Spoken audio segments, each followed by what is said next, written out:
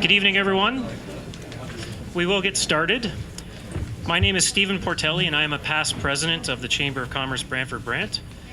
On behalf of the Chamber and Millards, our co-presenters this evening, I'd like to welcome you and thank you for joining us for this very important discussion. Our thanks to MP Phil McColman for providing this opportunity for consultation. The purpose of this town hall meeting is threefold. Firstly, it is an opportunity for consultation with your elected representative, your voice in Parliament. Secondly, it is an opportunity to get the facts about the proposed changes from the experts, and from that, determine what impact these changes will have on your business, your employees, and your families. And thirdly, it is an opportunity to provide commentary and ask questions and address any concerns that you may have. We certainly thank everyone for coming. This is an excellent turnout. In just a few moments, Millards will present an overview of the proposed tax changes, after which members of the audience will have an opportunity to provide feedback and ask any questions that you may have of our panel, whom I will now introduce. First of all, we have David Prang. David Prang is a financial advisor with Asante Wealth Management in Brantford and the second vice president of the Chamber of Commerce. He also serves as vice president and advocacy chair of the Brantford-Norfolk chapter of Advocates, which is the Financial Advisors Association of Canada. Next, we have Linda Sinclair. Linda is a CPA CA at Millards, who specializes in taxation and has done so since 2000. Next, we have John Carr. John Carr has been a partner with Millards since 1988 and is a member of the Canadian Tax Foundation since 1984. Linda and John, in addition to specializing in taxation, advise clients on the purchase and sale of businesses, estate planning, tax minimization strategies, commodity tax issues, and corporate reorganizations. We're very fortunate to have both Linda and John here with us today. The final member of our panel needs no introduction, and that is Phil McColman, our MP for Brantford-Brant. Phil was elected first in 2008, re-elected in 2011 and 2015. Phil currently serves in Parliament as the Deputy Critic of Employment, Workforce Development, and Labour. Thank you, Phil, for providing this opportunity for consultation, and I invite you to the podium to say a few words to get us started. Well, first of all, welcome, and I'll clarify that position. As of noon today, I am the Shadow Cabinet Minister for Veterans Affairs. So I received that call late last night. There was a shuffle yesterday. Some of you may have read about one of my colleagues running for the Liberal leadership in British Columbia, Diane Watts, and so there was a shuffle that happened late last night and early today. So I'm on to another role. When I first arrived at Parliament, actually, I was on the Veteran Affairs Committee, so it's a familiar territory, but we're not here about that. I just want to say to you this, that since these proposed changes were tabled, and they really were not tabled, they were put out publicly around the middle of July for public discussion, public consultation, and the closing period is 75 days, which will close October the 2nd for that public consultation. And when we got back to Parliament 2 weeks ago, it was very obvious that the Finance Minister and the Prime Minister were very jittery about what they were hearing from the public. So when it came to our riding, it's a natural for me, frankly, because many of you know I have my own business, small business. I ran it for 25 years and employed around 15 to 20 people during each of those years. And I know the effects of what I've read and what you're going to hear about today would have been on my business before politics. The other thing that has happened since this issue came to light, or these issues came to light that the government was going to make these changes, is we've been inundated at my office by calls from right across the community. The agricultural community, the farm community, the small business community, the professionals in our city and our county, and it covers all the ranges of all the categories of people who have incorporated entities. So I'm fighting on the opposite side. I got to know Mr. Morneau when I was Deputy Finance Critic in the first session when we first went back into Parliament. I can observe that he is visibly shaken in the House of Commons every day during question period. And so these meetings tonight are to let you express your views. I'm here to listen. After these comments, you will hear from the experts and you will hear from the Chamber of Commerce. But otherwise, I'm going to be making notes, and I hope to speak to some of you at the end of the session, although I do have an airplane to catch to Ottawa late tonight, and I won't be able to stay long. But I welcome everyone. Thank you for showing up. Thank you for registering. And now we'll pass it on, and I will pass it on, I believe, to John Carr. John Carr from Millards is going to make the introduction for Linda. I'd like to start by thanking the Chamber of Commerce, the Brantford Brant, I guess it's called, Chamber of Commerce, for putting this on. It's something, as our MP Phil McColeman said, is something that is needed so that people can understand what's happening. And given the short time frame we have for consultations, we needed to have this meeting, and we've got till October 2nd to respond to the Department of Finance proposals, which really only leaves us just over a week. And anybody who hasn't expressed their concern to Mr. Morneau or their MP or anyone else that they think can listen and help should do so as soon as they can. Phil, I'd like to thank you for participating in this and encouraging your constituents to get out and make their case and understand what these issues are all about. These new tax proposals are the most extensive tax changes we've seen that affect private corporations and their shareholders since the new Income Tax Act was brought in 1971. They're extremely complicated. They're extremely subjective. And I think that's part of the problem here, is that it's very difficult for people to understand how it's going to affect them, and people can, argue out of both sides of their mouth about whether it's going to hurt them or benefit them. The retroactive nature of the changes are particularly troublesome, in that there are plans, there's corporate structures and tax plans and estate plans, family plans that have been put in place for a lot of years. I can even think of some that go beyond 30 years. They're going to get affected by this, that are going to have to be unraveled, restructured. It's going to cost accounting fees, legal fees, and a lot more tax if these proposals go through.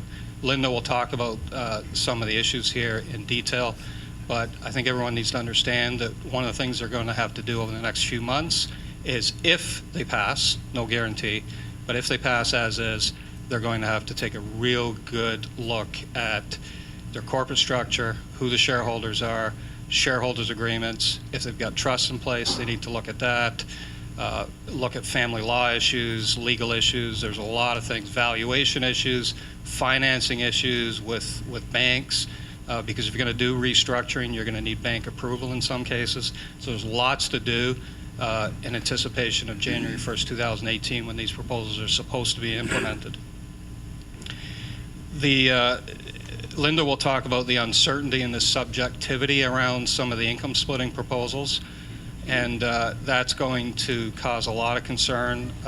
It's going to make planning very difficult. It's probably going to lead to a lot of court cases, a lot of tax reassessments, a lot of penalties, a lot of arguing back and forth with the Canada Revenue Agency because of this subjectivity issue. So that's sort of my 2 cents, but I'd like to invite Linda up to talk about the detailed technical changes. After that, we will be available for questions. There's a mic up here. Linda and I and anyone else in the panel can answer questions. There's lots of people from Millards here, partners and staff, who can also ask questions after the session's over. So I want to thank everybody here that has chosen to come here and learn about these proposals. And take the time to give the feedback that you want to give to Phil and potentially direct to the government about your thoughts and your concerns about these proposals, because without people providing their feedback, the government is most likely to just proceed with passing whatever they are currently proposing. So we really do need to get our opinions out and our concerns out there. And what we're trying to develop here is a tax system that works both as far as fairness goes, but also doesn't hamper our ability for the economy to be successful and to move forward and make Canada great. So today what we're talking about is what the government has called the Fairtax Plan.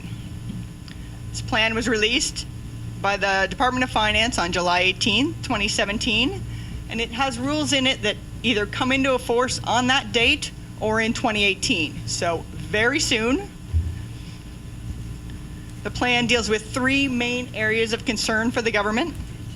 They include income splitting, which includes the use of the capital gains exemption, the taxation of passive income in a corporation, and surplus stripping. And we'll talk about each of those in detail.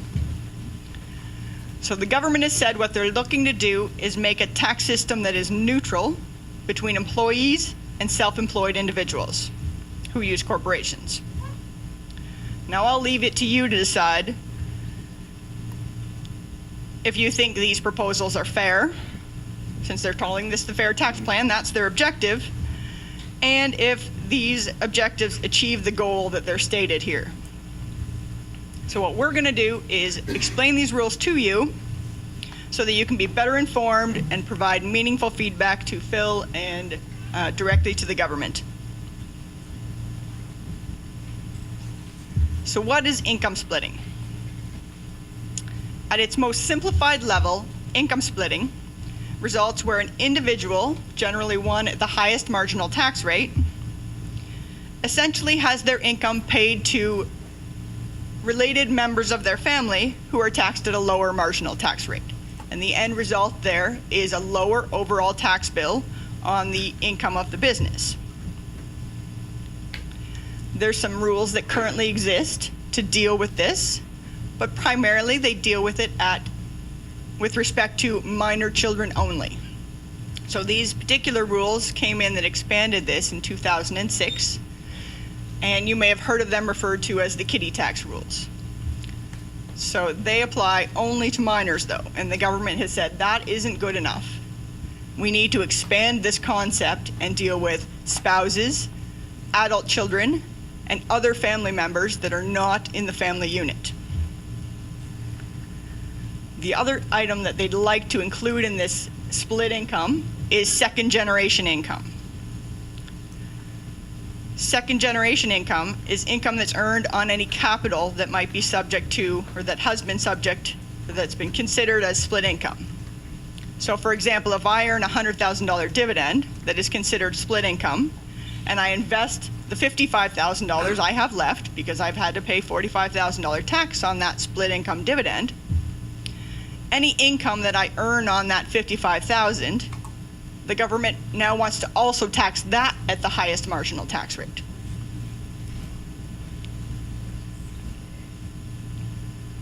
But there is an exception that has been provided to these rules because that is very punitive, and they're calling it the reasonableness test.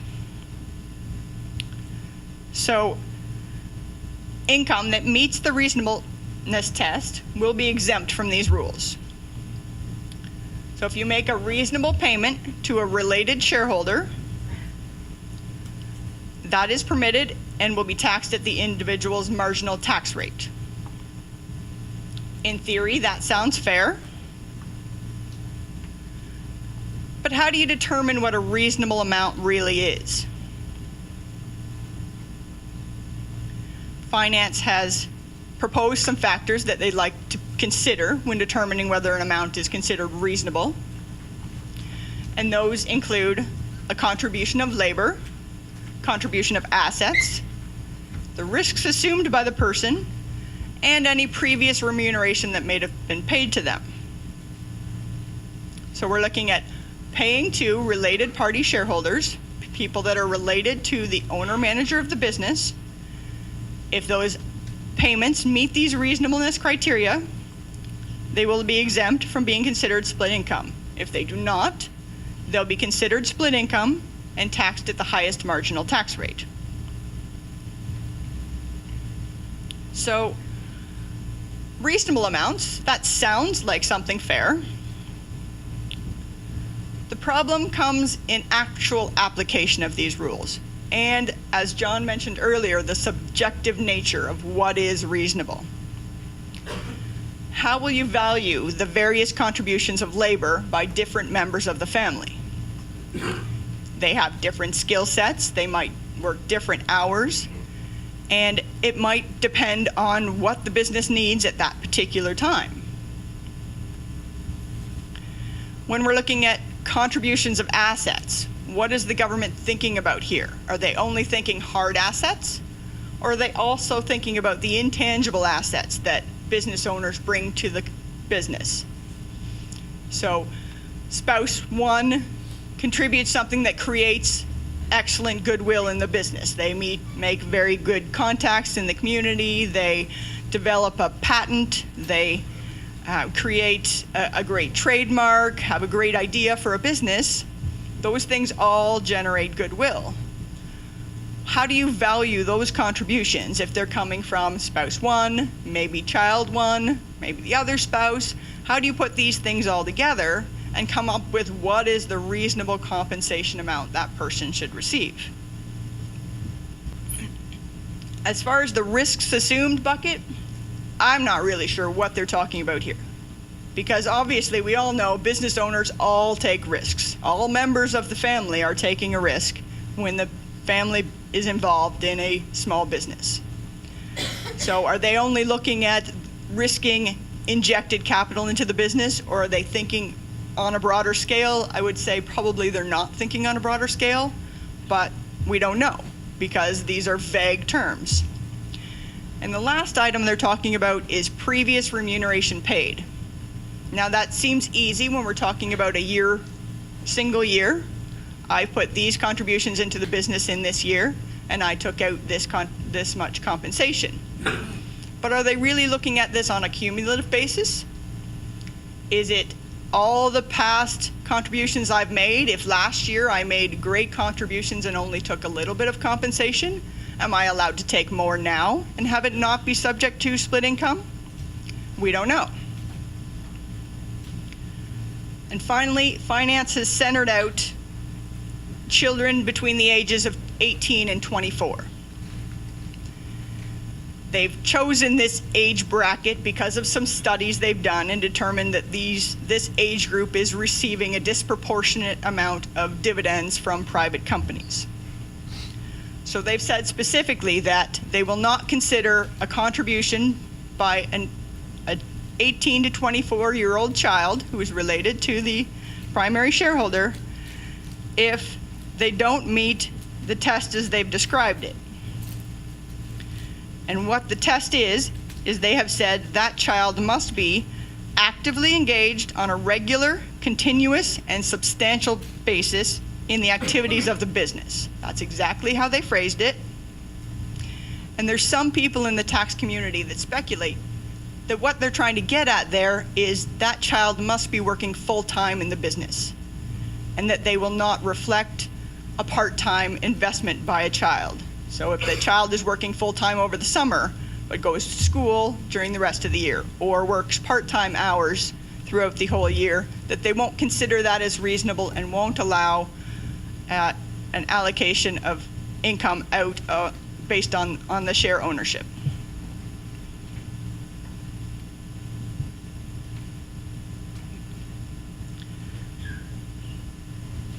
So going one step further, they're looking past income, and they're also looking at capital gains, so the value that accrues in the shares over the time of ownership.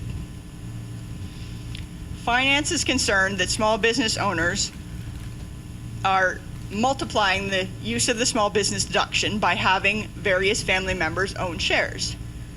And they're right about that. That is something that is done, and it's done to save tax. but it also introduces all family members into the business and has been an acceptable method of planning for many, many years. The capital gains exemption can have a value up to $260-some thousand per person. So loss of this capital gains exemption can be very costly. What they're proposing is to eliminate the ability for certain taxpayers to use the capital gains exemption. So they're saying that minors will never be entitled to use of the capital gains exemption. Inactive shareholders and trusts of any kind. There are some minor exceptions, but in general, we think specifically about family trusts will not be able to claim the capital gains exemption. The one exception that the government is allowing is that the government is allowing a minor to claim the capital gains exemption on the assumption that the business is sold to an arm's length party. So somebody unrelated, an actual sale of the business, if that takes place in 2018, the minor will be able to claim the capital gains exemption. Otherwise, they will not. Now, what has been proposed is that they will allow a transitional election to try to deal with some of the downside that's created by eliminating the use of the capital gains exemption. So this election will allow a taxpayer to step up the cost base of the shares that they hold and that qualify for the capital gains exemption sometime in 2018. So a taxpayer can choose a date in 2018 that the company meets the qualified small business corporation tests. They can elect to be deemed to have disposed of those shares and reacquire those shares for some amount that they choose between the tax cost and the fair market value of the share. The downside is this election will not be available to minors or with respect to minors who are beneficiaries of a family trust. So to take advantage of this election, because this is helpful, the shares must meet the qualified small business corporation share tests. The first test is a test that must be met over a 12-month period. Since this election has to happen in 2018, that means this test needs to be met by December 31st, 2017. And the test is that more than 50% of the fair market value of the assets of the company must be used in an active purpose. And the government specifically excludes cash in excess of the cash needs of the business. So if you put a little bit of money aside to buy a piece of equipment later or to expand your business, that extra money that you don't need to run your business right now is considered excess and not an active asset. So if that test is not met, steps will need to be taken to make sure that the company is on side by December 31st of 2017. The second test is a very similar test, but it's point in time, so whatever date you choose in 2018, and 90% of the fair market value of those assets must be used in an active business. Now, the government has passed a number of rules over the years to make it difficult to extract passive assets from a corporation, and in particular, most difficult when siblings are shareholders of the same company or if unrelated people share in the same company.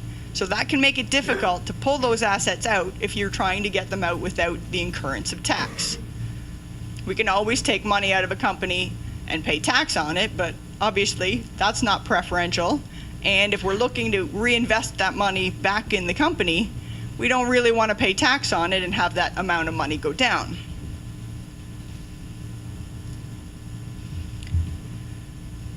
The elected amount for this election must be something less than fair market value. Well, businesses are complex, and choosing a fair market value for your business isn't easy.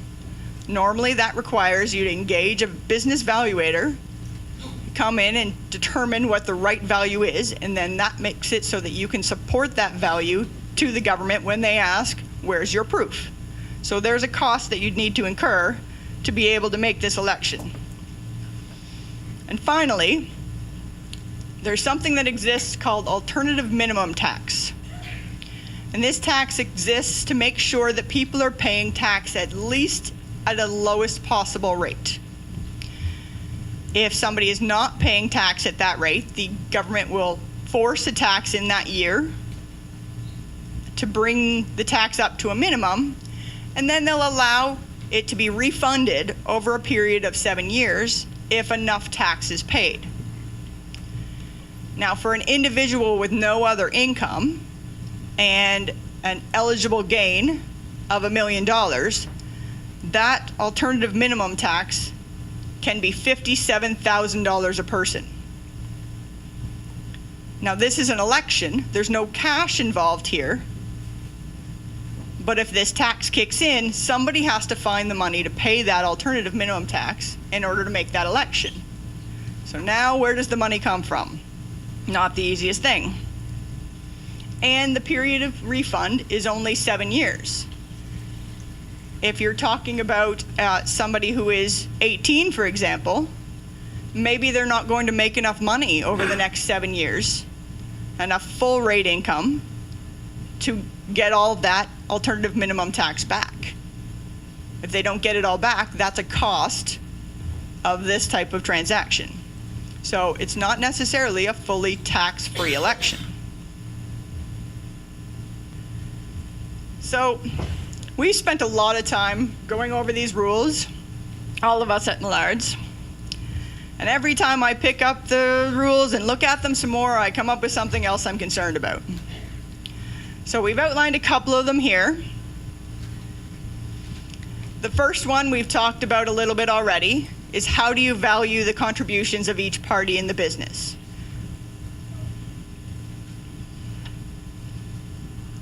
These people are working different numbers of hours, they have different educational backgrounds, and they might be carrying on different roles in a business, but multiple roles. So it's not easy to compare them to an employee of a different business that would have an isolated role that has a value.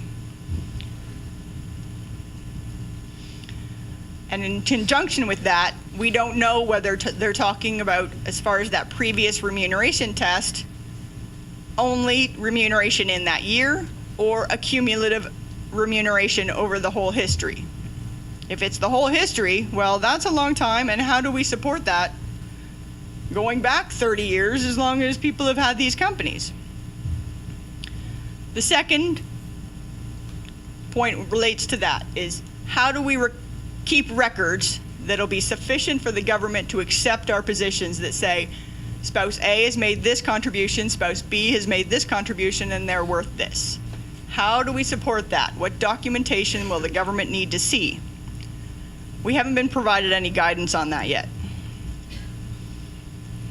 Thirdly, it's very common that a business owner that's choosing to succeed their business to the next generation will effect what's called a freeze, and they'll exchange their participating common shares for fixed value preference shares. And the next generation would subscribe for the new participating shares and operating that business going forward. So the parents are left with these fixed value shares. And this transaction may have been done years ago when these rules didn't exist. And one of those spouses might be considered an inactive shareholder right now, based on these rules. So when those shares are redeemed to provide the retirement income for those people, will that one spouse who was inactive 10 years ago when this business was theirs, will that be considered split income? So does that completely change the amount of retirement income that set of spouses has, because the amount of tax that they're paying is different than what they projected when they did this freeze? We have not seen any exceptions to this rule, and at this time it looks like maybe that's the case. So we're also concerned with the compliance that's needed to take advantage of the transitional election, the costs that might need to be incurred, things of that nature. It's not going to be inexpensive, and it's not simple. The complexity of the rules make it difficult, and the time frame that they've allowed for us to deal with these things is quite short, which makes things very difficult to plan and to know for certain what the rules are going to be when we're at a proposal stage this late in the year. So we have seen some draft legislation for these rules up to this point, but the items later, some of them, there's no rules yet, there's just thoughts and information.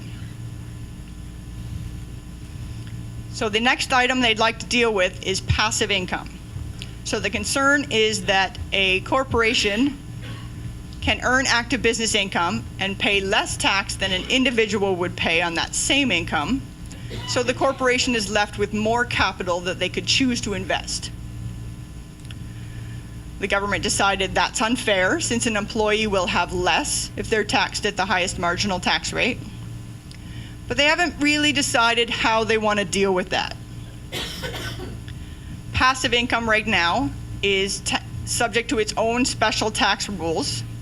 If a company earns passive investment income, it pays two types of tax. One is a regular tax, and the other is a refundable tax. And the combination of those two taxes is intended to replicate the amount of money that would be paid by an individual on passive income. So there's no deferral of the taxes that are paid on the actual investment income. And when those rules were originally introduced, finance also thought about this base capital that isn't the same, and whether they wanted to deal with it at that time. And at the time, they decided that dealing with the base capital difference was too complicated, too costly, and disincented small business owners from reinvesting in their corporation. So they decided not to implement them, and that was, right, obviously over 30 years ago. Now finance is relooking at this. They've relooked at those rules that were proposed at the time, but they've still decided those don't work. So they're proposing some other options. And what they're looking at right now is changing that refundable tax system. So right now, we said on passive income, a regular tax is paid and a refundable tax. What the government is looking at is saying, you know what, we're not going to call that a refundable tax anymore. We're actually going to keep that money, and we're not going to give it back to you, assuming that you used capital that was generated through payment of the business income rate. So this might be what you've heard in the news, the 73% tax rate. That's where that kicks in. It's only on passive investment income that's earned. It's not on your business income as a whole, but it does reduce the amount of funds that are available to the owner to fund their retirement. Finance has said they're not intending to attack existing passive capital, but we haven't seen any rules about that or no plans about how they intend to make sure that that existing capital that is accrued is not subject to these rules.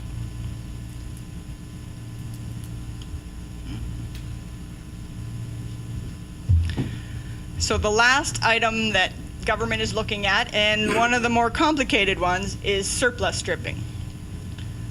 So essentially what surplus stripping is monetizing existing cost base or retained earnings in a corporation using a non-arm's length transaction.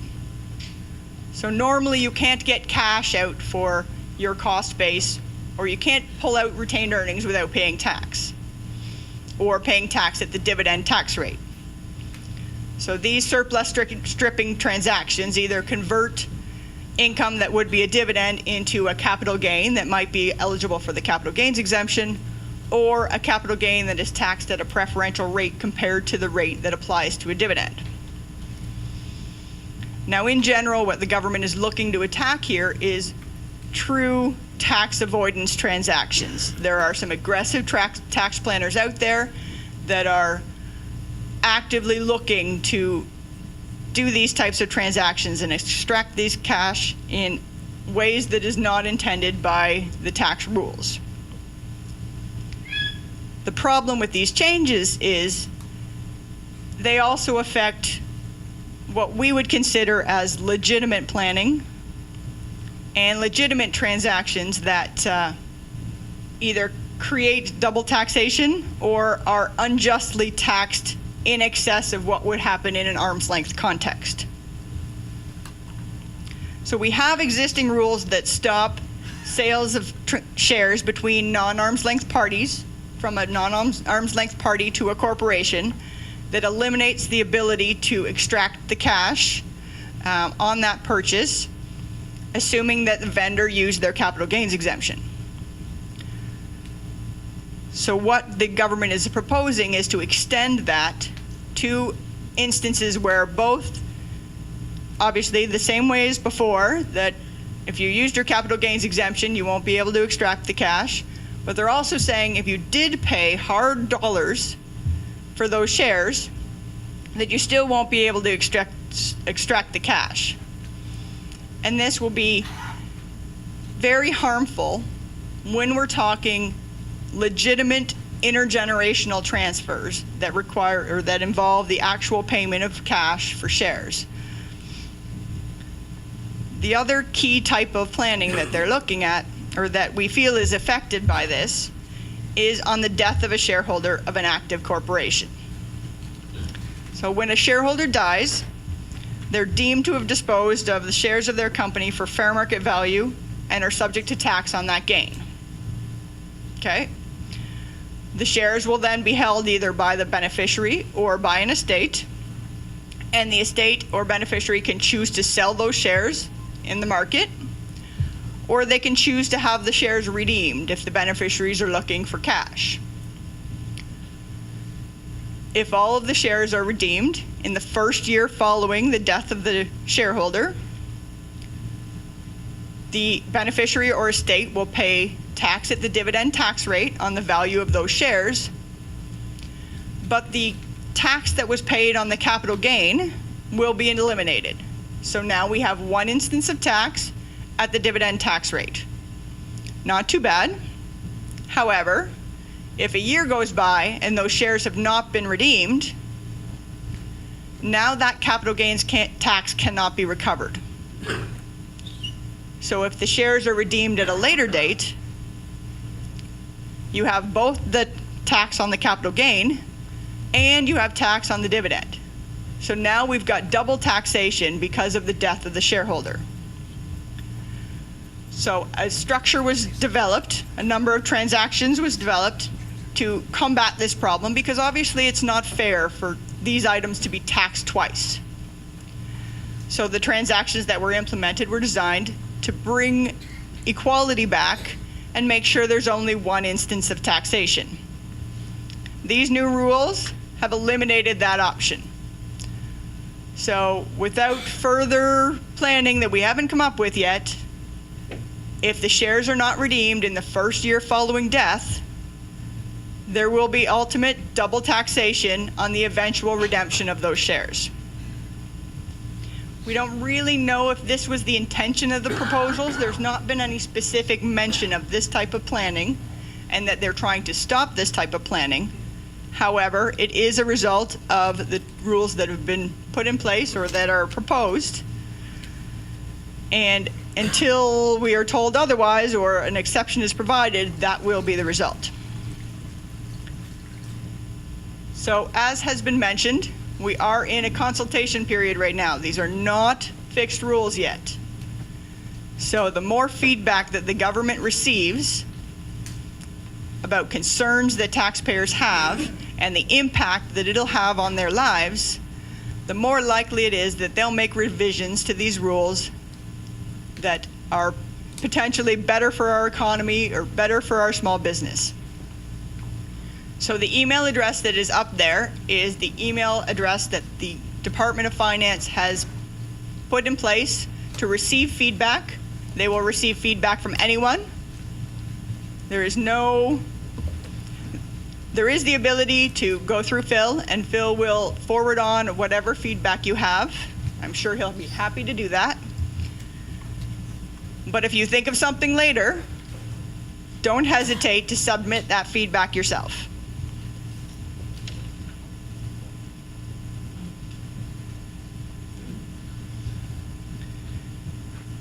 So now I'm going to adjourn to the panel here, and we will open the floor up for questions.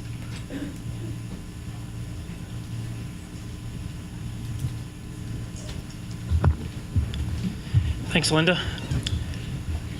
Well, I don't imagine there'll be many questions since that was so thorough and clear. And I'm not saying that. It's a tax conversation, and it's always complicated, and I'm sure there will be lots of questions. I wanted to come up and sort of, release some of the tension in the room by telling a joke or two, but I got to tell you, tax isn't funny. I appreciate the effort of the jokes that you put down at the bottom, though. I didn't know tax people could be funny, but that was pretty good. As they mentioned, we are going to open up the floor to questions and comments. We would ask you, if you have questions or comments, to come to the microphone at the front over here. When you do come up, if you wouldn't mind identifying yourself and, if you feel comfortable, the business that you're with. And the panel will attempt to answer any questions you have, or Phil will take any comments that you'd like to present as well.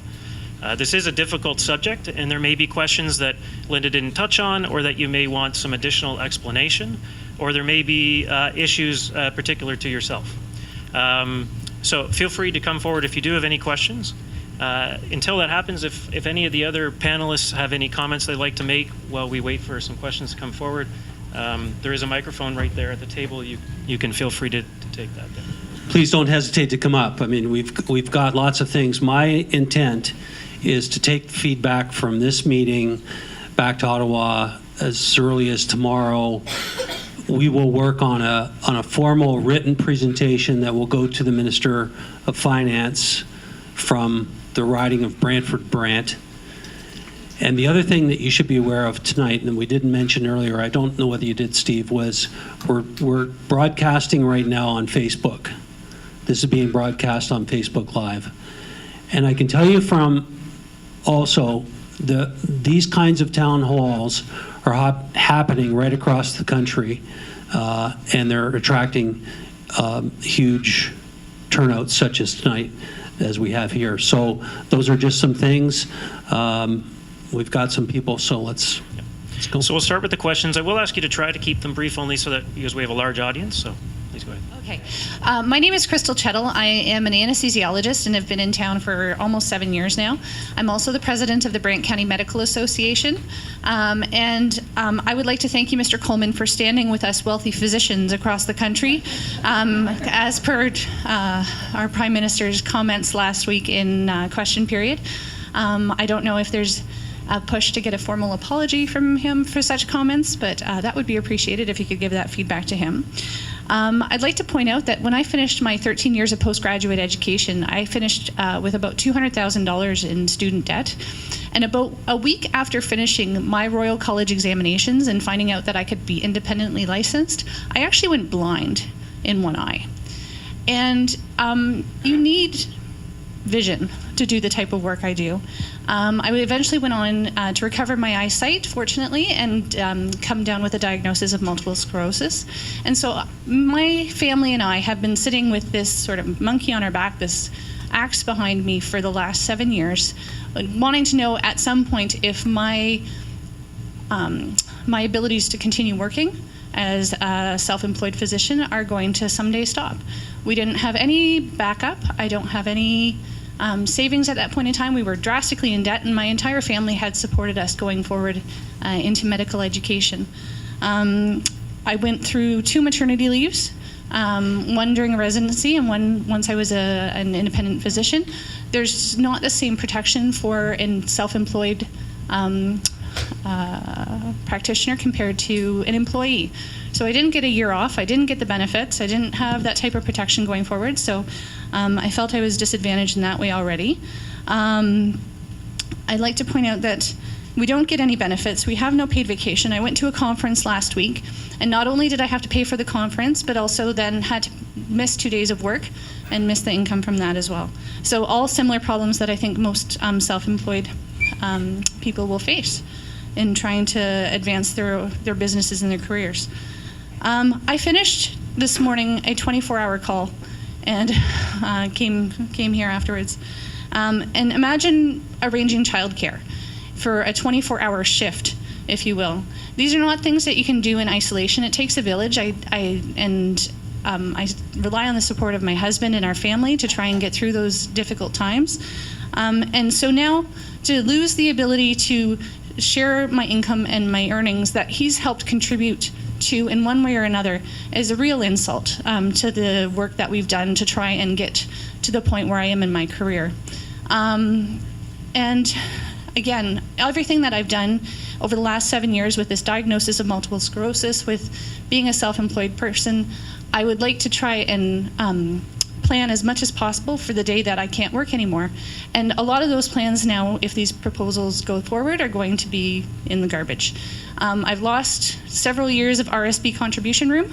I think that should be addressed because of how we've managed with my accountants and our financial advisors the different levels of income over the years. And also the RESP contribution room that has been lost over the last several years because of the way we've decided to manage our taxes and our income. So those would be that I'd like you to take forward.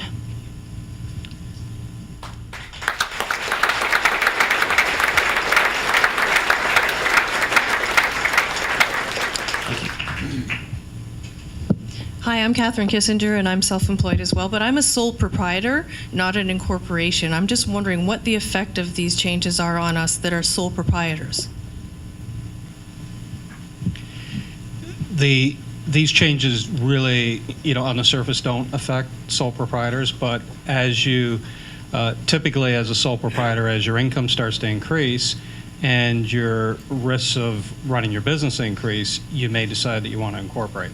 And now the tax reason for incorporating may not be there, so that you may end up staying a sole proprietor, or you may decide to incorporate to get the legal liability protection, but not really get the tax savings. And just to touch on the last speaker, when we talk about these proposals being retroactive, the government insists they're not retroactive because they don't affect your 2017 and prior year income. But the comment was good about RSPs, RESPs, because you structured your affairs for whatever number of years running your business to possibly accumulate your retirement money in a corporation instead of taking it out and putting it into an RSP. And now the rules have changed, and you don't have the RSP room because you didn't have salaries. And the reason you didn't have salaries is because you left your money in a company to invest at the corporate level. And with these rule changes, not only have you lost the shelter of an RSP, you're going to be subject to 73% tax on that income in the corporation. So to me, although that's in 2018 and forward, that's retroactivity. I ran a small business for a number of years as an incorporated business. I have retained earnings in that company. That, along with other things I've done over the course of my business career, frankly, is my pension. I have no other pension. Everything I've earned is what it is. My question is, and I suspect it may have just been answered, is a significant portion of my pension funding comes from dividends, currently dividends from my incorporated company, which is functioning just as that portion of a business. The question is, how am I going to be treated on an ongoing basis? We're back to the 73% tax business, and those are there's three things happened here. Three proposed changes. One is income splitting, and that's effective January 1st, 2018. The legislation has been drafted. We know what it says. It'd be great if we get some changes there, but that's scheduled to go into effect. The second one is the conversion of capital gain, dividends to capital gains and other income to capital gains. That was effective July 18th. So if that passes, that's already effective. The third one is the taxation of passive income in a corporation, which is exactly what you're talking about. And that is a proposal without a set implementation date. And they've actually given us, I think, 3 proposals of different ways to deal with that. So we're hoping that with the feedback that comes out of that, that will not go through as is, because it's wide open right now. But the thrust is to try and tax your capital that's sitting in your company at a higher rate than it would have been taxed without these proposals. So I think you're going to wait and see. You do want to get the message out that you are happy with the status quo. You don't want to be paying 73% tax. And in fact, there's calculations that show that tax at 90%, depending on how many years it stays in the corporation. Thank you. Just one comment. Clearly, if that goes forward, umpteen years of all of us working to a schedule that we all believed was appropriate is gone away. I mean, there will be a monstrous number of people in the same category as I am. And that's certainly my comment. Thank you. Thank you.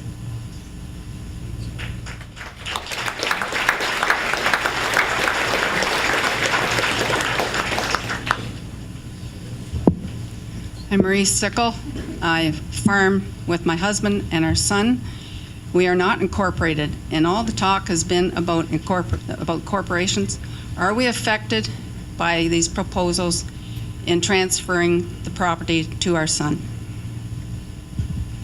These, yeah, we have been talking about corporations, but farms, farmland, like marketing board quotas, those kinds of things, will be impacted, so that when you transfer down a generation, farm assets, qualified farm assets, you can do it on a tax-free basis as long as it's done by way of gift. If you sell down a generation, you have a capital gain, and you can use your capital gains exemption to the extent that you have it available to shelter the tax.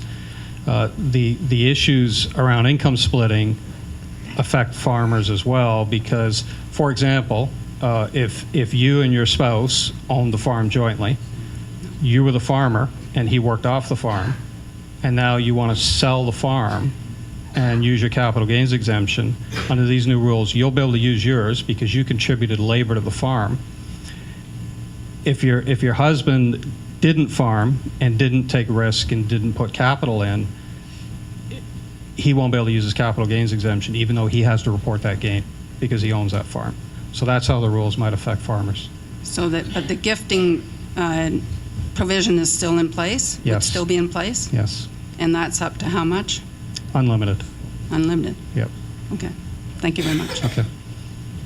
Thanks.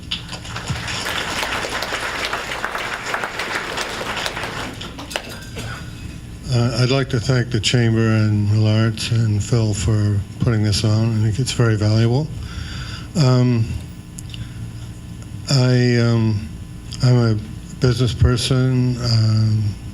I'm one of the wicked people who make more than Trudeau thinks is necessary. I think it's about the salary we pay him as Prime Minister. Anything more than that is excessive. I guess he was asked at a press conference last week whether he was paying his fair share of tax, and he ducked the question. And those of us who remember his dad knew that his dad was an inheritor. He inherited millions from his father, and presumably Justin and his brother and his mother have done all the tax avoidance schemes that these people are capable of devising, and now they basically want to kick the ladder away for the rest of us. Morneau is much worse. I mean, he inherited a $100 million business, I understand, and took it public for $1 billion, and presumably he's ducked all these issues that he now wants to stick the rest of us with. There's one scenario that I don't think you touched on, Linda, which I think is incredibly unjust, and I can't believe they'll let it go forward, is there are no grandfathering provisions whatsoever in this thing.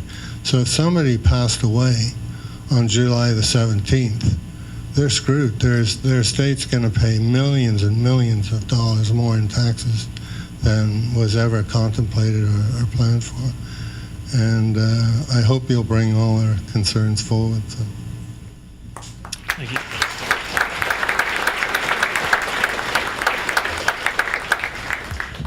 Well, just for what it's worth, John, thank you for those comments. One of our lines of questioning and question period, if you've watched it at all, most people would not have watched it, and I don't blame you for not watching it. But last week was this very issue of large corporations such as Morneau Chappelle and how they plan their tax planning, and could the finance minister, the line of question was, could the finance minister explain to the Canadian people just the types of tax planning measures that he personally put in place? And we've asked the Prime Minister the same question, and they've refused to answer. Just listening to the people in the room so far, it seems to me that what we have in Canada, if you want to break it down to basics, is there's two pools of capital. There's these the capital that exists in these small businesses that, for all intents and purposes, are retirement funds, and we've got the defined benefit plans and the money purchase plans on the other side. Already, we've paid. I mean, let's be conservative and say that it's a 15% tax on the money that exists in the private corporations. If fairness is really the issue, why don't we apply a 15% tax to the $3.1 trillion that's sitting in these pension plans? That would generate enough tax right off the top to eliminate 3/4, or actually 75% of Canada's debt. Not the deficit, the debt. That's the combined deficit since the first started counting. That would be fair. If fairness is really what we're talking about here, why don't we get fair right off the top and tax that money that's never been taxed? Yeah. Good point.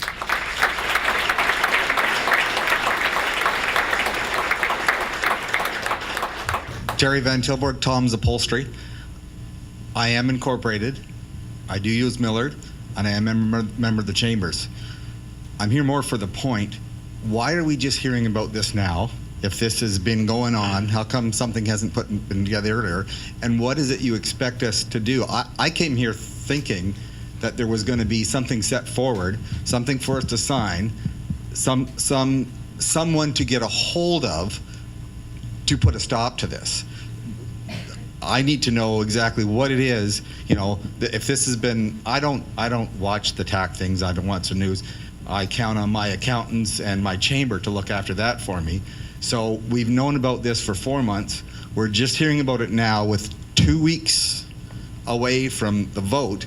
What is it you want us to do as a group now to stop this thing? I mean, all this talk about La La Land is okay, but I came here, I thought we were actually going to do something. That's a great question. So David Prang from the Chamber. It's only been about 2 months, so the consultation period was released in late July, which is the middle of the summer, which most people take vacation on, and certainly the farmers' perspective, that starts ramping up in terms of a busy season, back to school, those types of things. So it was only a 75-day consultation period, whereas the previous tax changes that were brought in over 50 years ago, that was like a 2-year consultation period, a royal commission, which ended, and then there was 2 or 3 years after that prior to those changes being made. So that's one of the major concerns of the Chamber, is that there was not enough time to properly consult with Canadians about how to, and small business owners about how to implement changes that may or may not be appropriate. In addition, there's no economic analysis completed as well in terms of what impact this is going to have on Canadians across the country. From the Chamber's perspective, this also hit us as a surprise. Your Chamber is working today, over the course of the weekend, plus today and tomorrow, at the Canadian Canadian Chamber of Commerce, where Bill Morneau spoke on Saturday to elected and chamber staff from across the country.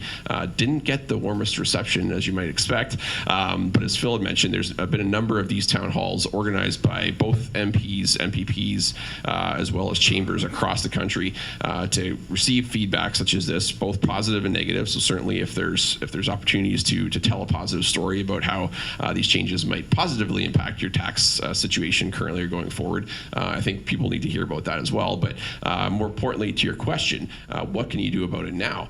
There's templates available, both hard copy at the back as well as through the Chamber's website and through their Facebook page, where you can go in, fill out the letter template. It'll go right to either Phil, or you can send it right to the email address that was on the screen earlier, that tells your story, and it asks you to, prompts you, this is how these particular changes will impact me. This is how they'll impact my business, my planning. I think most importantly, from an individual perspective, it's important that you meet with your tax advisor, your financial planner, anybody else that's sort of had your insurance specialist, anybody that's had a chance to have a say in how your financial plans have been organized, and understand what the potential impact is to you and your business. But certainly your feedback directly to Phil, directly to the government, and through either a template or something like that, that would be great. It's a great question. Yeah. I'll just add something short to that. What really changes a government's mind is public opinion. And that's what tonight is all about. So if you care to speak up loudly, as I do in the House of Commons, because I almost got kicked out of the House of Commons last week. I was warned 4 times by the Speaker to tone it down. But I am on fire about this because I was a business person like you. I know what this would have meant to my business. And the passive income one is the one that really bothers me. In construction, we used to save up money in the company for the bad years because of the cycle of construction. And that will be taxed at 73%. We'll have to take it out of the business. So my hope tonight is to influence public opinion in this room as well as in this community, which I'm speaking as loud as I can possibly speak, and deliver to the face-to-face to Mr. Trudeau and Mr. Morneau.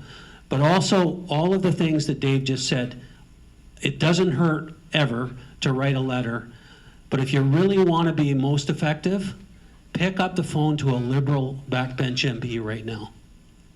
You need to be vocal in many places, but the most vocal, if you can imagine you're the MP from Cambridge and you're receiving 100 calls a day from disgruntled people, and you can say, I don't live in your riding, but I'm a business person, I care about this country, I care about entrepreneurs, I care about the job creators in this great country we have, and I'm going to give you my opinion. You know, you won't get through to the MP, I can tell you that. But the reality is it will get to the MP through the staff, and they'll say 50 people called today. I believe at the back of the room we've got templates that are sort of outlining the three of the major questions that the proposals generate, as well as the letter template is back there as well. The Chamber website would have all that information on it, and certainly accessible through either Brantford Brant Chamber of Commerce or the Brantford Brant Chamber of Commerce Facebook page.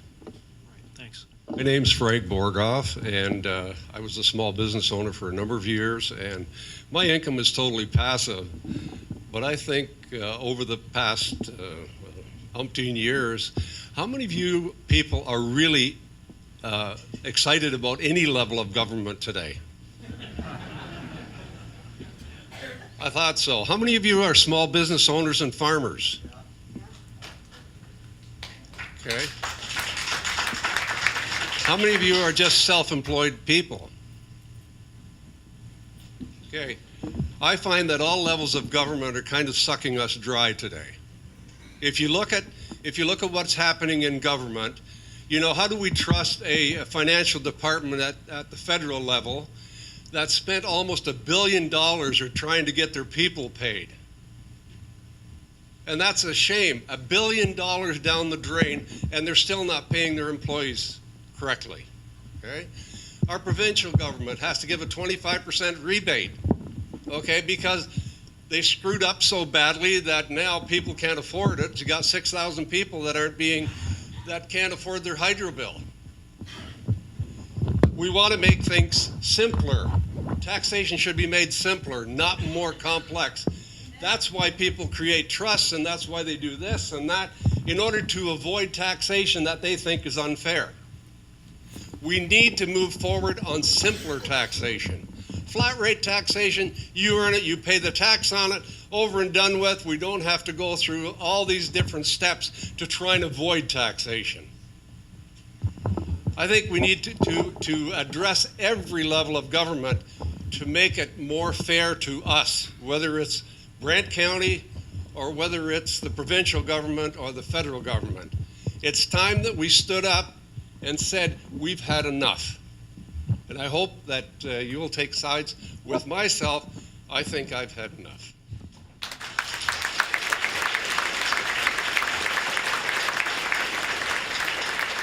If you would like a template, though, it is available on the Chamber's website, which is BrantfordBrantChamber, all one word, .com/issues.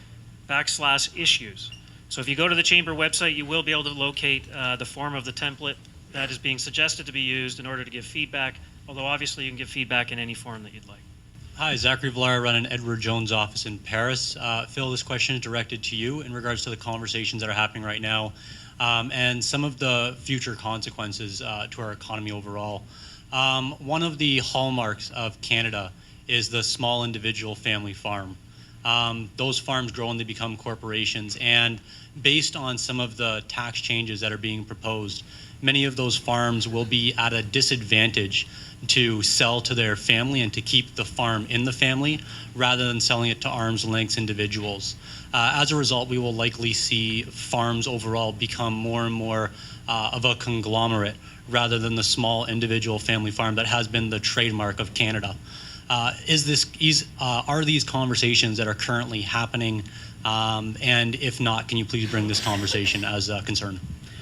Thanks, Zachary. Yes, they are happening. You can imagine a great many of my colleagues come from the West, and they come from farm-dominated economies, small towns.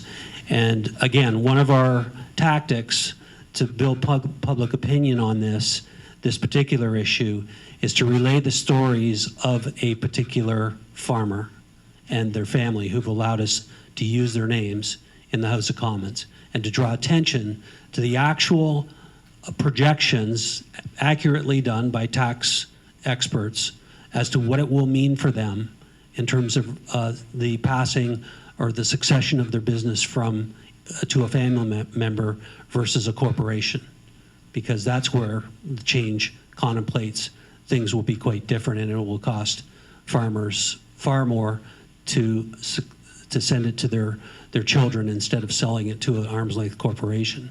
So yes, we're doing it daily. We meet, we strategize every week about what the most effective questions would be, and we are rousing public opinion in the agribusiness and in the farm community, hopefully. There have been, I think, a number of people in this room that possibly gave up secure jobs, that possibly gave up pensions in order to start their own business. Made the decision to incorporate because they knew that was one of the benefits of starting their own business. These people have gone on to employ likely hundreds, if not thousands, of other individuals in the community, provide them with jobs, provide them with employment. Have there been future projections that have been made up that these consequences in regards to opening, or to, I guess we'll call it tax fairness, I suppose, in regards to the tax fairness and how that will decrease the future employability and really just the future of the Canadian corporation? Let me just cite one example.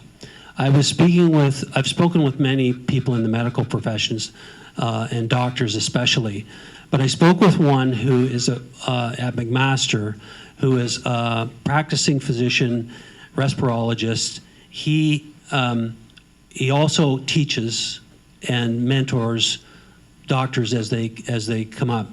His contention in our conversation was that we're going to lose a generation of doctors, especially the ones who are getting into the profession now. It was talked about tonight how some are considering early retirement because it's a pile-on situation with doctors. They take it all from, they've taken huge hits from the provinces with ceilings on what they can bill, and there's a whole series of things there that have hit them hard. But now this might be the straw that breaks the camel's back for many of them, either early retirement, but in particular, his points that he wanted to make with me were the fact that he feels, and he's talked to some of the residents who are coming into the program, and they said, we'll go to the States. This is just too much for us. Yep. Thank you very much for your time. Thank you for putting this on, and I appreciate you bringing these comments back to the House. My name's Janice Legier. I'm a physician in town. I'm the medical director of John Noble Home, and I'm also a palliative care physician through Stedman Hospice. I'm 55 years old. 3 years ago, I had to take 3 months off to get my first hip replaced. So I worked twice as hard with my walker through the hospital so that I could have enough money to not only just take the 3 months off, but to actually pay another physician to take my place at John Noble Home while I was doing that. I pay about $800 a month in disability insurance, but you can't tap into it and you can't write it off. You need to be off for at least 3 months, and I made too much money to actually tap into my disability. A year later, I did exactly the same thing. I had my second hip done, took 3 months off, worked twice as hard, coming in and going out with no benefit. I think stories are really important. I think this is why this is good. I was late coming into medicine. I was 30 years old, my first day of medical school. And I actually left a chartered accounting program, interesting, to go into medicine because I was a single parent of a 3-year-old who had cerebral palsy. So I didn't come into medicine to get rich, but I certainly as hell didn't come into medicine to be poor. I needed to plan for my son, and I made too much money to get any benefits for my son as he's been growing up. He's 29 years old now. So I have impacted directly from income sprinkling.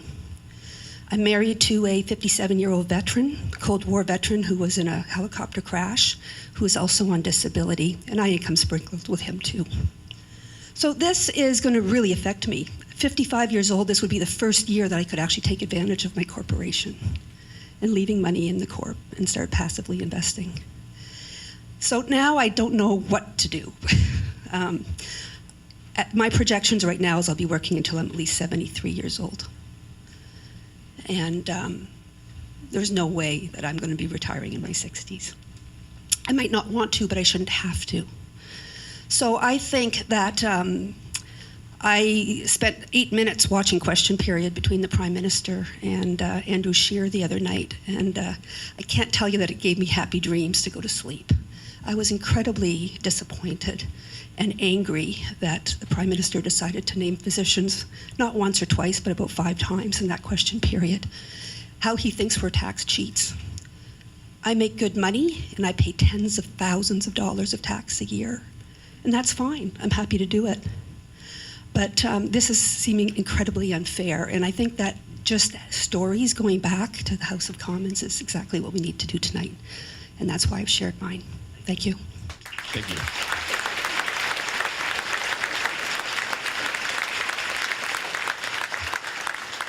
My name's Randy Wilson.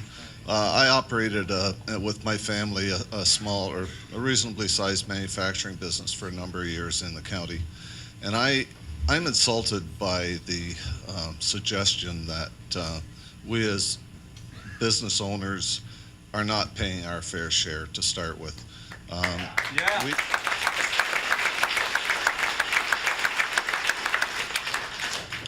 These knotheads that are making these regulation changes or suggesting these regulation changes have obviously never contributed to the gross national product of this country in any way, shape, or form.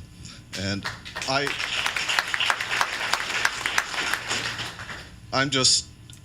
it just disgusts me. I mean, those of us who work in manufacturing or any small business, it's a 24-hour-a-day deal for us. We don't get a chance to go home and put our feet up, most of us, like the employees that we have. We have to be there for every emergency. You know, if the bank calls at 5 o'clock at night when you're trying to get out to go to your son's soccer game or whatever and says there's a problem, you're not on side with your whatever, what do? You wind up having to spend the whole night trying to figure out how to satisfy a banker the next morning. What do we get paid for doing that? We get nothing.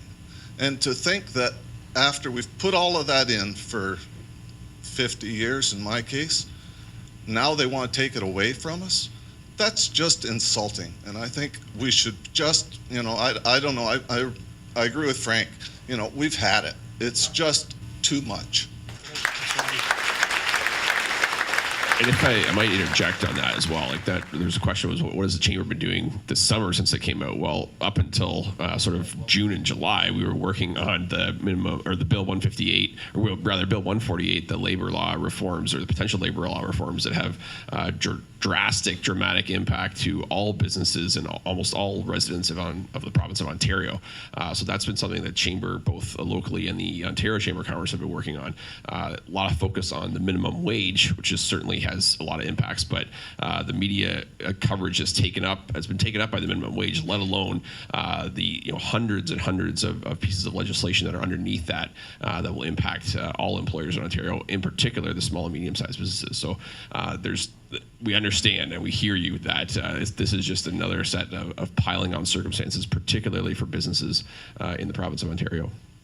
I'm Dr. Ross Mail. I'm a family physician in Paris and Brantford, and I certainly agree with my colleagues that stories are the way to win this.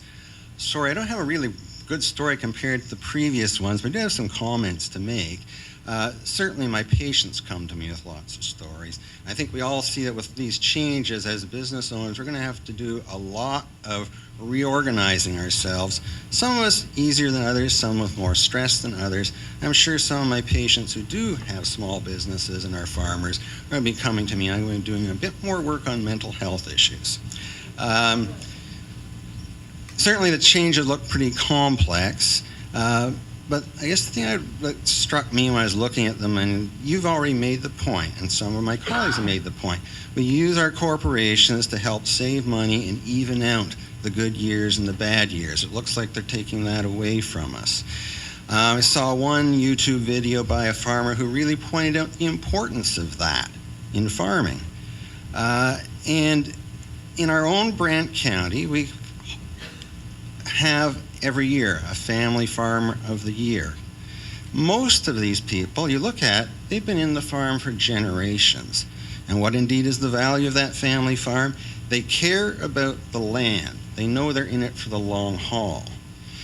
I was quite happy to hear that someone who's unincorporated can pass the farm on as a gift. Dilutes some of the argument I'm going to make, but everyone that's incorporated, I think it still applies. As well as you said, difficulty in evening out the good and bad years. It is probably going to accelerate that trend of farms going from the small family and the family corporation to the big corporation. And I ask you, what is the motive of a corporation? It's to make money for the shareholders, and usually in a relatively short period of time.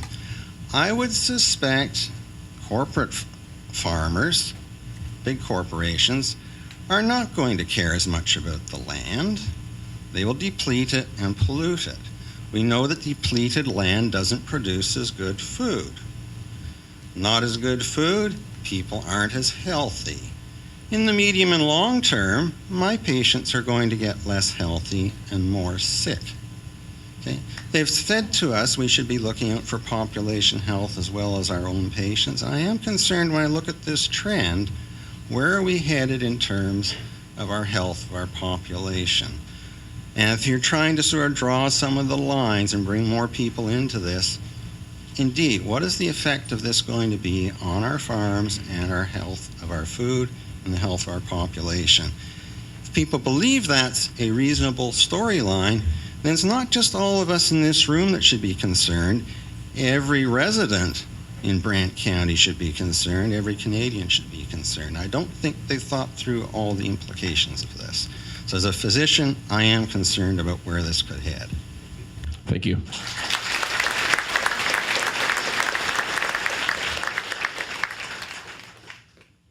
My name is Rick Pearson. I'm a retired businessman from Brantford. I have a holding company. I live off the income from my holding company, which I've already paid 40 to 50% taxes on. And I've been watching all the taxes that Ottawa is presenting to us. And I have two questions that might seem stupid, but nobody can answer these questions when I ask them. Recently, Patrick Brown has embraced the carbon tax initiatives that he and Mr. Trudeau say are needed to change the temperature of the planet. My question is, how does the money taken out of the backs of the pockets of the Canadian people help change the temperature of the planet? And if it does, who's the mysterious person in the Paris Climate Accord who controls the thermostat that is willing to turn down the temperature of the planet if only we pay them a carbon tax? Now that may sound stupid, but think about it. How does money out of my back pocket turn down the temperature of the planet? My personal feeling is that's a great big crock of horse manure, and it's a money grab. And why do we send it to Paris? Why are we sending $2.5 billion to Paris? Now, I know that's not a conservative, I know that was a liberal initiative, but the taxes that are coming on the people, and this is just another money grab on us hardworking people that have worked hard and saved our money. And I'm living off a fixed income, so this really affects me and my family. But Phil, do you know who the person is that turns down the temperature of the planet? The federal government imposed in this country that every province will enact a carbon tax. That's imposed by the current majority government. So there's no choice at the provincial level. That was imposed federally. I know, but in the future, maybe we can change this stupidity that's coming out of Ottawa. Rick, you and I need to have a side conversation because I've got some definite things, and we're not here to talk about carbon taxes and how they work and all that tonight, but I would love to have a conversation with you, so I'll promise to Thank you for call you giving me about the that. opportunity. Okay. Thank you. I'm Will Baume, your Ontario PC candidate for Brantford Brant, and we're hoping to change some things. I'm an optometrist in St. George. I know many of us are shocked to find out that we are tax cheats, and I know that many of us are very surprised to find out that we're in the 1%. I certainly am not. My question is because this seems to be just related to other people who are not us, and I would like to ask the Chamber and Millards, knowing your client base, knowing the people who are in the Chamber, how many people do you feel, and I don't mean the tradesmen who will never get a job because their bosses won't be able to retain the income to keep them.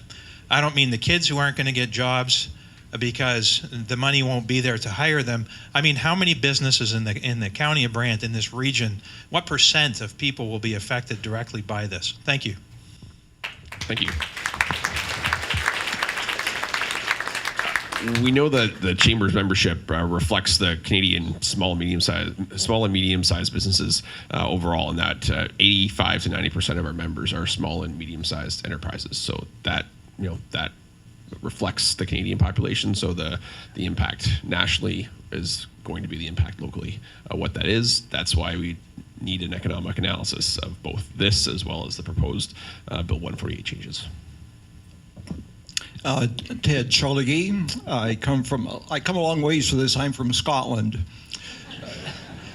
I've been farming for over 50 years, the last 25 plus as an organic farmer. 2 speakers ago, he said, like, the carbon taxes are a bunch of bull. Look around, look at what's happening down south. Just heard the orange crop has been about 75-80% decimated by the hurricanes down in Florida, so you better get into the orange futures right away. But anyhow, my question is, under the current tax regime, how are stock options taxed? And in the name of fairness, how will they be taxed into the future? Because they're, according to the policy for a group from Policy Alternatives, say that if we had fair taxes happening, everybody paid their fair share, there's about 2/3 or 3/4 of $1 billion worth of tax revenue that could be generated that really wouldn't affect probably most of this people in this room hardly at all. So can some of the people from the accounting firm answer that question about stock options? Well, the taxation of stock options is fairly complicated, and I'm not going to get into it all here. But for private corporations and their employees, they can receive stock options and ultimately receive shares as remuneration and not pay tax on it until they sell. And if structured properly, when they pay tax on it on the sale, they pay tax as a capital gain. So they pay tax on half, which is really converting what would otherwise be employment income into a capital gain that's taxed at a reduced rate. For public companies, the rules are different, and I don't think they're relevant to the discussion today. See, because I heard somebody say, listen to CBC radio organization, and somebody was on there as a guest talking about like the average rate of compensation for the CEO of large corporations, about $9.5 million. Last year they got about a 5% wage increase. The average working man's wages somewhere in the range of $45,000 to $55,000. I think they got a 1.5% wage increase last year. So the second part is, what would happen if we went to a flat tax rate? The government figures out how much money we need to run the country for the year. Everybody pays, except for maybe the first $20,000 or whatever, everybody pays 15% or 20% or 25% income tax. Would that system work? Nice and simple. Depending on the models and the projections, a lot of people believe that's a fairer way to tax and a lot more simple way to tax. I'm not going to take a position on this, Ted. I don't believe my party has a position on it tonight, but that's not a topic that is dead, because when you listen to the complexities of this alone, along with what currently exists, it does need to be discussed in the public square. Thanks for your comments. Well, thank you for having this evening. I'm Bill Emmett. I'm a dairy farmer just south of town here, and Phil and I have gone back a long ways. I used to be chairman of Dairy Farmers of Ontario, and I used to spend a lot of time in the hollowed halls of Ottawa and Queen's Park. And in my experience of who runs this country, or sorry about the young people in the room, but it's 23 and 24-year-olds, and their first job out of school is their senior policy advisors to an awful lot of cabinet ministers and MPs and MPPs.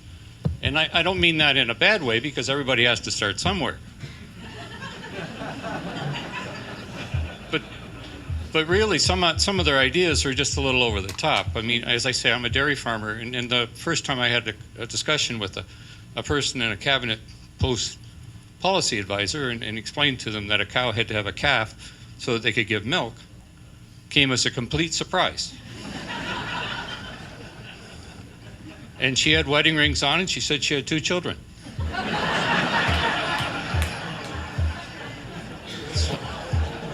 But it's shocking.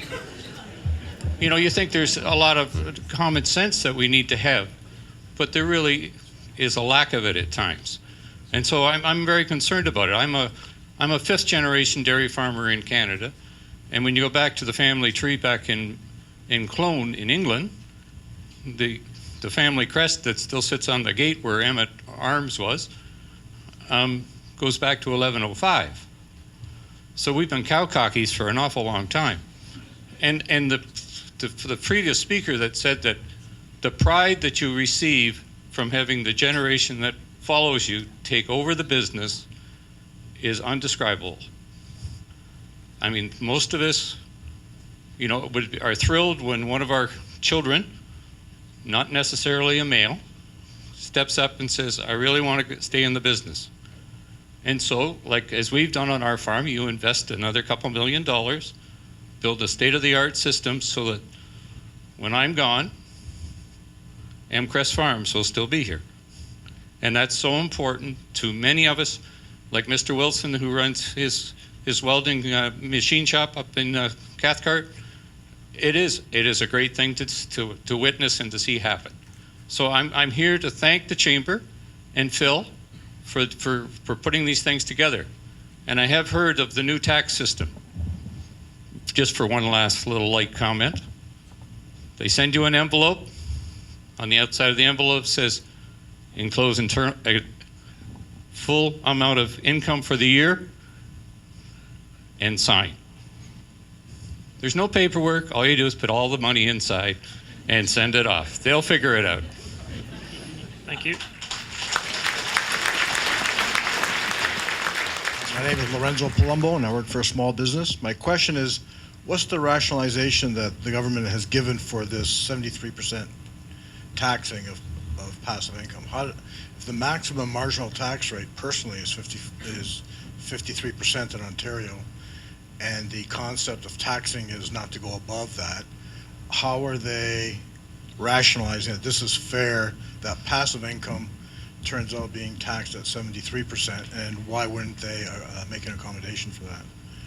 Essentially what they're saying is if you earn $100 of business income and pay $26 in tax on it, you're left with $74, and you can invest it at the corporate level and earn and pay 50% tax on the investment income from that equity, and then eventually distribute it out.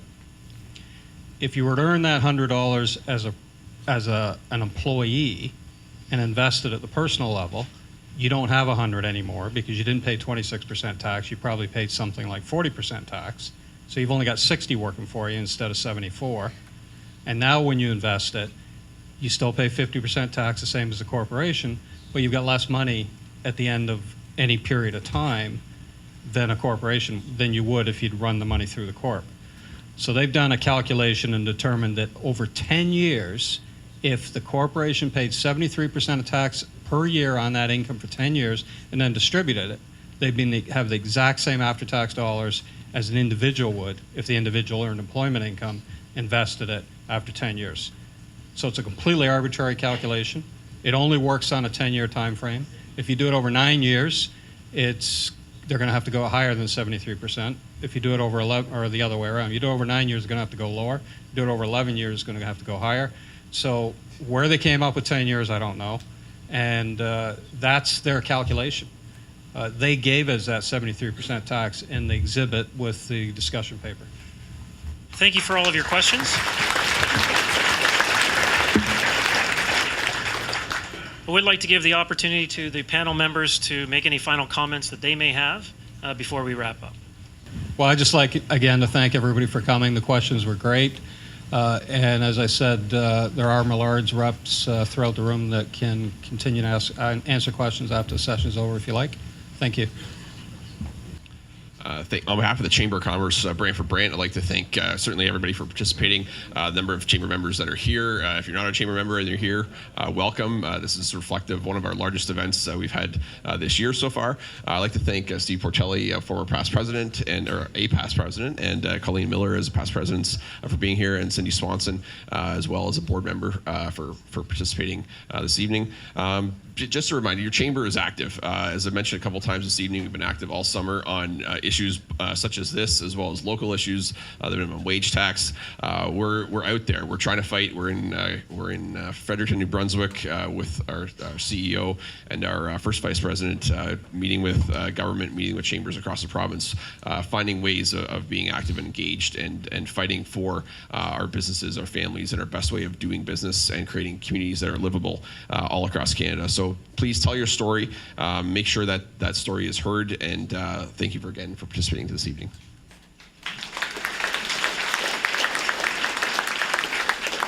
Just my chance as well to thank the Chamber. It took them about 1 hour to decide whether they wanted to partner this with me when I called them with a quick phone call to their executive. Thank you for partnering this tonight. And a special thanks to Millards for coming, Linda, John, and the other partners who are in the room for agreeing to do this tonight. We tried to do it in an objective way, try to keep partisanship out of it as much as possible. I think we accomplished that to a certain extent. But listen, as you lifted your hands up and you said many of you in the room are business owners, people who've worked hard, started out from scratch, mortgaged your houses, done all those things, don't get all the benefits that having a full-time job, especially in government, offers you. Keep on keeping on and keep on advocating. Whatever industry you're in here tonight, there's always industry organizations such as Bill mentioned, the Dairy Farmers of Ontario, the Home Builders Association, the Real Estate Association, as well as the Chamber. You've got to advocate on all possible angles on things that are important to you. I think I heard tonight that this is important to you. You are the job creators. You are the people who actually fuel the Canadian economy and provide over 70% of the jobs in this country to people who are employed. So know this, you have a strong advocate in myself. That isn't a partisan comment. That's a comment that I will fight to the end on this one and many other issues, frankly, that are important to me, and that's why I got involved in politics, to do that on your behalf. So to those of you who continue to support that kind of agenda, I thank you. And if you have anything you want to say further tonight, you can write me, you can email, you can send me a text. There's all kinds of ways to communicate. Call my office. It's difficult when I'm in the Ottawa right now to fit in a lot of one-on-one appointments, but we'll do the best we can. Communicate with me. Tell me your story, the people who didn't come to the microphone tonight. I need it. I want to fight this for you. Thank you.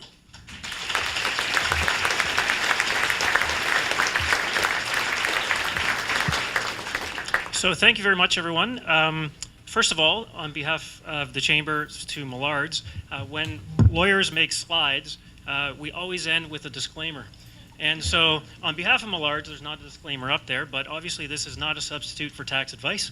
And if you require tax advice, you should consult with Millards or your own tax advisor. Secondly, whenever I come to these, I do try to have one or two takeaways. Whenever I speak to John and Linda, I can't absorb everything they say, so I try to think about one or two things that I can take away. So there's two things I learned here tonight. First of all, I had no idea that I was going to learn about the lactation habits of cows. So I thank you for that, because I don't know that that is common knowledge.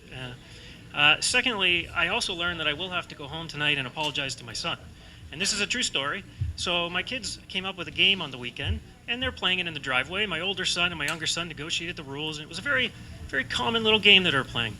So my younger son is very keen and athletic, and he started to win at this game. And he exploited those rules fairly well until the older brother, who often can do these things, changed all the rules halfway through the game. So I went to see that older son, and I told him that that was wrong, and that was cheating, and that's not allowed. And then I realized he has to become a politician.